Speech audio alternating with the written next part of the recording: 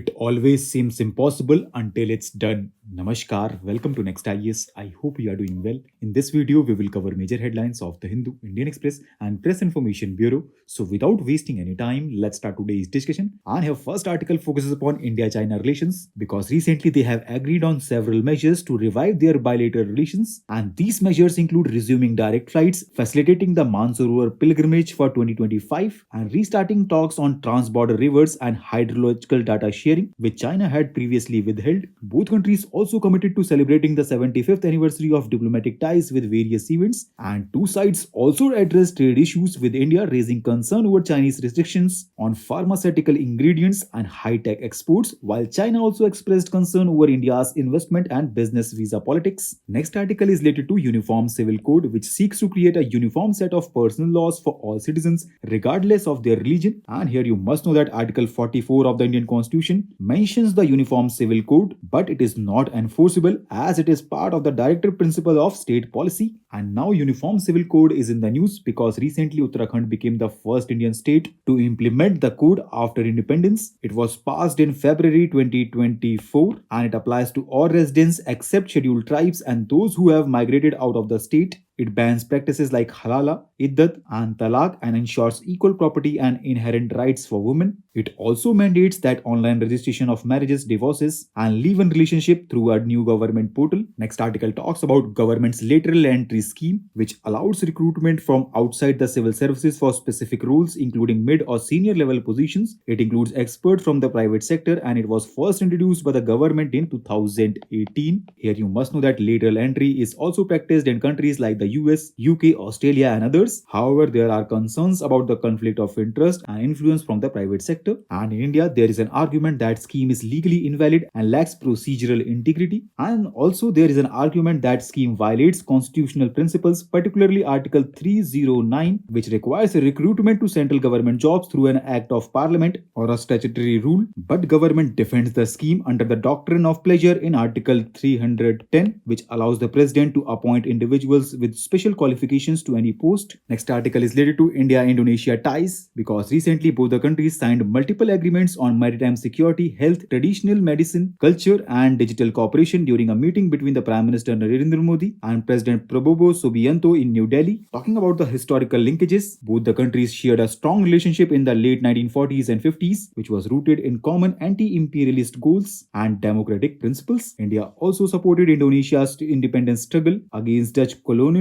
with Jawaharlal Nehru offering political and humanitarian aid. Both countries cooperated on issues like non-alignment, colonialism, and military alliances, forming the non-alignment movement. But the relation faced challenges in the 1960s due to diverging views on China and Indonesia's shift toward Pakistan. But in 1990s, India's lookist policy and subsequent acted policy under the present government strengthened ties, and bilateral trade grew significantly, with Indonesia becoming the India's largest trading partner in Asia. Here you must know that India is a major buyer of Indonesian coal and palm oil while exporting refined petroleum, vehicles, telecom equipment, and agricultural commodities. However, experts believe there is still untapped potential in partnership, but the recent agreements mark a step towards further strengthening bilateral ties and realizing the potential for deeper cooperation in various fields. Next article is related to Lism, which is a folk dance involving physical exercise and rhythmic movements, and it is in the news because recently trailer of the upcoming Bollywood film Chawa, which is based on Chhatrapati Sambhaji Maharaj's life, sparked controversy in Maharashtra.